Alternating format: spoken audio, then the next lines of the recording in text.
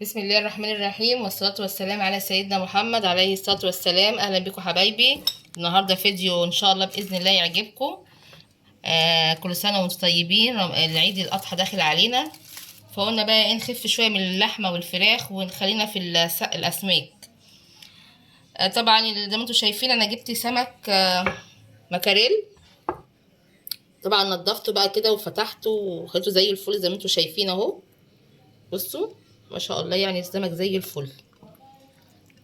غسلته كتير بقى بصراحة وايه، ونقعته شوية بالملح والليمون وايه، وهنعمله ان شاء الله باذن الله النهارده بقى بالصينية.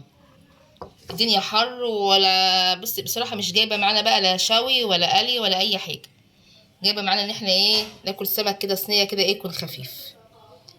ده السمك اللي انا جبته المكاريل. طبعا الاسماك زي ما انتم عارفين بقى اسعارها حدث ولا حرج، الحمد لله. انا جبت بقى بوله كده قدامكم. هنعمل ايه بقى؟ ده كمون وكزبره وليمون و... وتوم مفروم اللي احنا فرزناه مع بعض. حط عليه شويه زيت. طلعت كده علبه من التلاجة وحطيت عليها شويه زيت، حطها ايه في باب التلاجة على طول بعد استعملها. دي هريسه الشطه اللي احنا عملناها قبل كده مع بعض، الشطه الحراقه. وده طبعا ملح. ودي شويه بقى ايه طماطم على بصل علشان ايه نحطها في الصينيه. ودي بطاطس برضو مقطعاها طرنشات رفيع قوي.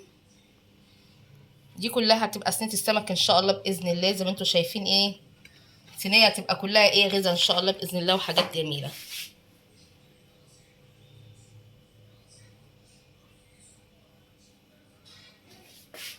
طبعا اول حاجه هنعملها هنجيب معلقه هريسه الشطه اللي احنا كنا عاملينها قبل كده ومفرزينها. طبعا الشطه دي حراقه جدا، مش هنستعمل بقى شطه ناشفه، كفايه شطه الايه الفلفل. طبعا الحاجات دي بتسهل علينا لما نعمل اي سمك او اي تتبيله في المطبخ، بتسهل علينا. وهنجيب طبعا معلقه توم. شويه زيت من التوم، ده بيبقى جميل قوي وحلو في اي خلطه تعمليها.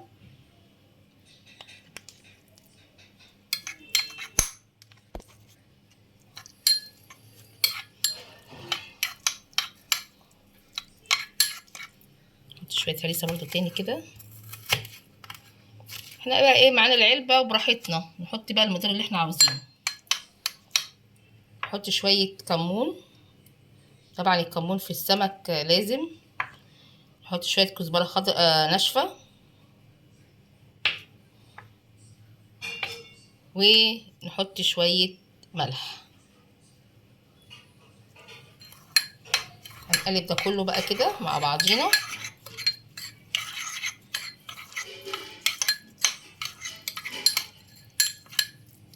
طبعا لازم نعصر ليمون. كل حاجه ايه مفيده في الحر بصراحه.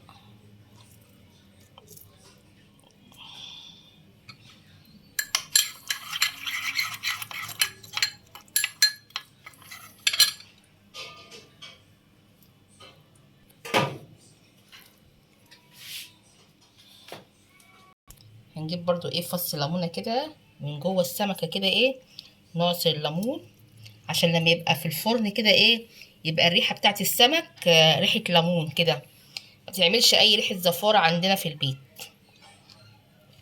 بصوا بدعك فيها بصوا كله كده ايه، بدعك السمكه كده قلب الليمون عشان ريحه السمك يبقى جميل ومن ايه ما يبقاش زفر. دي خطوه برضو كويسه. نجيب بقى التتبيله بتاعتنا. بسم الله الرحمن الرحيم كده. نحشي الفتحات دي.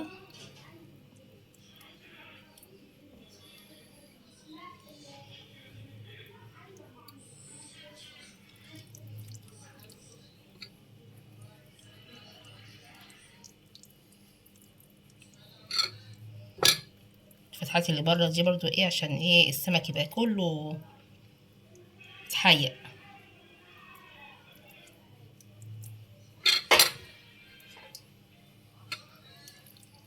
بسم الله الرحمن الرحيم، والصلاة والسلام على سيدنا محمد عليه الصلاة والسلام.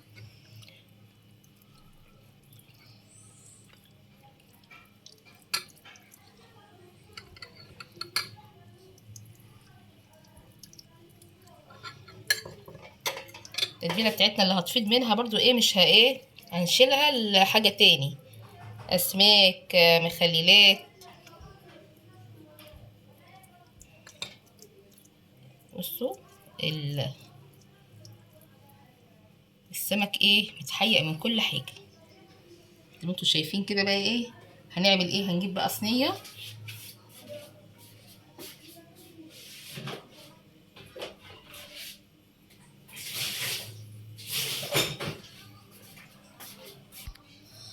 طب احنا بقى جايبين صينية دهنينها سمنة كويس قوي، وهنعمل ايه؟ هنجيب بقى طرنشات الطماطم كده.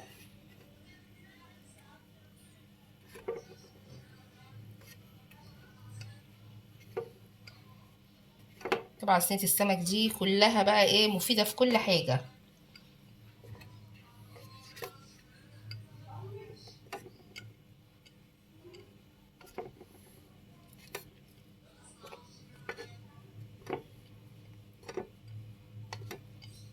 السمك بقى اي حاجة انت عاوزة تحطيها في صينية السمك حطيها، تبقى تحفة بصراحة. مقطعين طبعا بطاطس ترانشات، تبقى حلوة برضو مع السمك كده.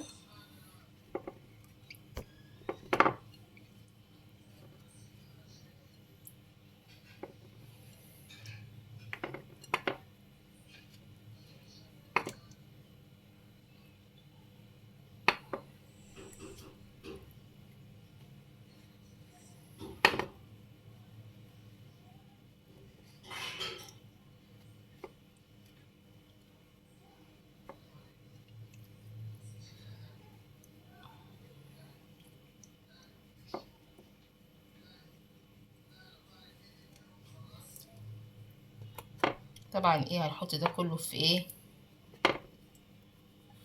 في الصينية. بنفرش كل ده الايه للسمكة لما نحطها تبقى ايه على طبعا انا ما رضيتش احط فلفل لان احنا الخلطة اللي احنا عملناها فيها فلفل، والفلفل حراق جدا، فكفاية ايه اللي في الخلطة.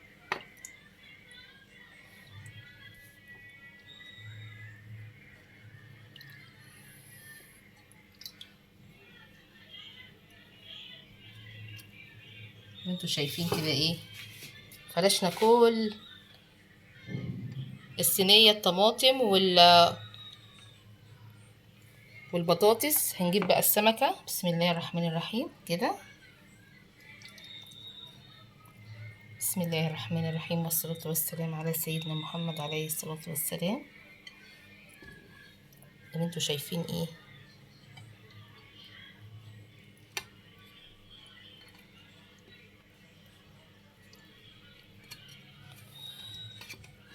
صينية السمك كده.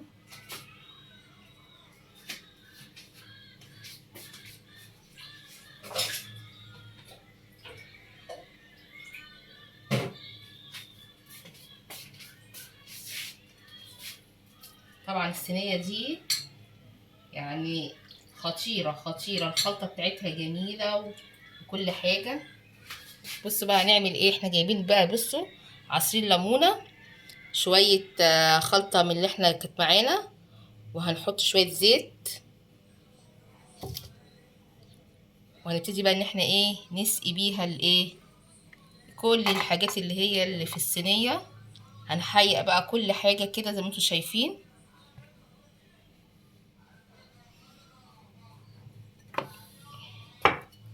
وهنجيب بقى ايه مقطعين شوية بصل، هنحطهم كده على السمك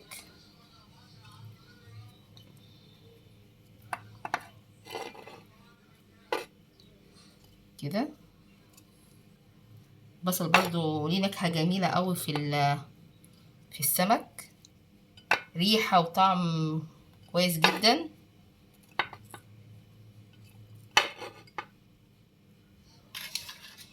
ادي صينية السمك بتاعتنا، هنحطها بقى في الفرن ولما تطلع بقى ايه اوريها لكم. هنعمل بقى شويه ايه رز ايه صياديه جنبها.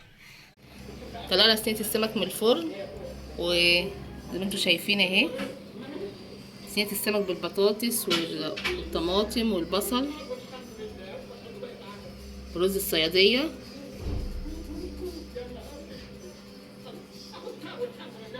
والسلطه. ارجو تكون صينيه السمك عجبتكم والرز والسلطه، وان شاء الله باذن الله نتقابل في فيديو جديد. السلام عليكم ورحمه الله وبركاته.